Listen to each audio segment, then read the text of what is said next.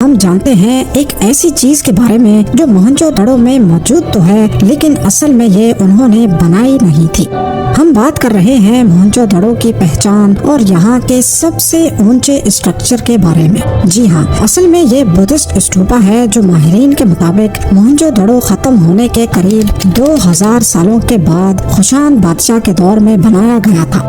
اسٹوپا کی خاص بات یہ ہے کہ اس کے اندر ایک پاٹ رکھا جاتا تھا جس میں بدھا کی ایشز ہوتی تھی۔ بدھا ایک بدھسٹ دھرم کے ریلیجیس ٹیچر تھے اور انہوں نے اپنی ساری زندگی سادگی سے گزاری۔ جب وہ مر گئے تو ان کی باڈی کو لے کر ان کے فالوورز میں ہی ایک بوال مچ گیا۔ ہر کوئی ان کی باڈی کے لیے لڑنے جھگڑنے لگا۔ آخر کار فیصلہ یہ ہوا کہ بدھا کی باڈی کو جلا کر ان کی ایشز کو ان کے فالوورز کے بیچ بانٹ دیا جائے گا۔ پاٹ میں بدھا کی ایشز لیے ان کے فالوورز کو جہاں بھی اونچا ٹیلا نظر آیا وہاں انہوں نے ایک گنبد بنایا، اس میں بدھا کی ایشز رکھی اور چاروں طرف کمرے بنا کر وہاں پوجا اسٹارٹ کر دی۔ لیکن موہنجو دڑو کی ڈسکوری سے پہلے ہی آس پاس رہنے والے لوگ خزانے کی تلاش میں اسٹوپا کے اندر گئے اور اس پاٹ کو توڑ دیا، جس کے ٹکڑے 1925 میں ایکسکیویشنز کے دوران ملے تھے۔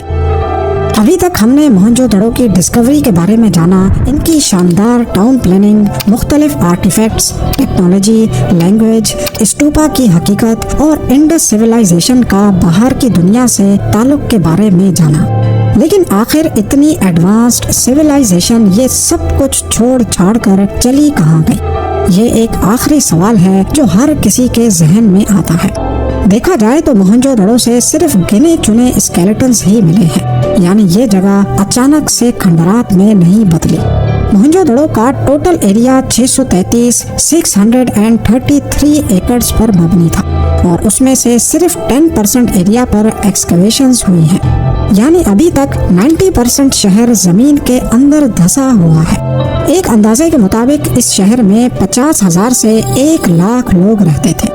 اگر یہاں اتنی بڑی پاپولیشن رہتی تھی تو حملہ یا قدرتی آفت کی صورت میں یہاں صرف 37 نہیں بلکہ سینکڑوں ڈھانچے ملتے، لیکن ایسا نہیں ہوا۔ اس سے ظاہر ہوتا ہے کہ یہ جگہ آہستہ آہستہ خالی ہوئی ہے۔ مختلف پرابلمز کی وجہ سے یہ جگہ ان کو چھوڑنی پڑی۔ سیلاب کی وجہ سے ایگریکلچر کا تباہ ہونا، انڈس ریور میں پانی کا کم ہونا اور باہر سے آنے والے لوگوں کا حملہ کرنا۔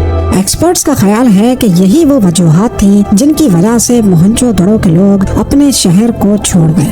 ایسا معلوم ہوتا ہے کہ یہ لوگ یہاں سے کسی اور جگہ پر نہیں گئے بلکہ پورے سندھ میں ڈیوائیڈ ہو گئے اور آہستہ آہستہ اپنی اصل شناخت ہی بھول گئے۔ اس کا جیتا جاگتا ثبوت انڈس سیولائزیشن کا کلچر اور آج کل کے لوکل کلچر کا آپس میں میچ ہونا ہے۔ یہاں کی خوبصورت پوٹری، جس کو ہالا ہینڈی کرافٹ بھی کہا جاتا ہے، اس کی جڑیں بھی 5000 سال پہلے انڈس سیولائزیشن سے ہی ملتی ہیں۔ یہاں کی ٹریڈیشنل اجرک آج بھی سندھ میں بنائی جاتی ہے۔ کلہاڑی کا ڈیزائن جو موہنجو دڑو سے ملا ویسا ہی ڈیزائن آج تک فالو کیا جا رہا ہے، پر بہت سے ایسے طور طریقے بھی ہیں جو ریلیجیس وجوہات کی وجہ سے آج فالو نہیں کیے جاتے، جیسا کہ بریل اور کھانا۔ موہنجو دڑو میں مرنے کے بعد 3 طریقوں سے باڈی کا بریل کیا جاتا تھا، یا تو ان کو جلا دیا جاتا تھا یا پھر باڈی کے کسی ایک حصے کو دفنایا جاتا تھا، اور تیسرے طریقے میں پوری باڈی کو سجا دجا کر اس میں ضروری سامان رکھ کر دفنایا جاتا تھا۔ کیونکہ موہنجو دڑو کے لوگ لائف آفٹر ڈیتھ پر یقین رکھتے تھے، جیسا کہ اینشینٹ ایجپٹ میں ہوتا تھا۔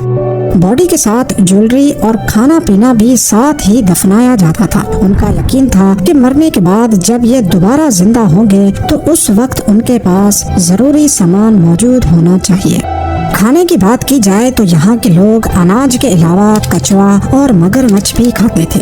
ایکسکیویشنز کے دوران کئی جگہ سے ایسے برتن ملے جس میں کچوے کے شیلز، اس کے اندر سکے تھے 2000 سال پرانے، ان کا وزن تھا 5.5 کلو کاپر کے، وہ کشان بادشاہ کے زمانے تھے۔ آج پاکستان گورنمنٹ نے موہنجو دڑو پر مزید ایکسکیویشنز پر پابندی لگا رکھی ہے، کیونکہ جو اسٹرکچرز پہلے زمین کے اندر محفوظ تھے ان پر آج آب و ہوا بری طرح اثر انداز ہو رہی ہے۔ اگر اس کی ریسٹوریشن کی طرف توجہ نہ دی گئی تو عنقریب ہم اس قدیم زیور کو ہمیشہ کے لیے کھو دیں گے۔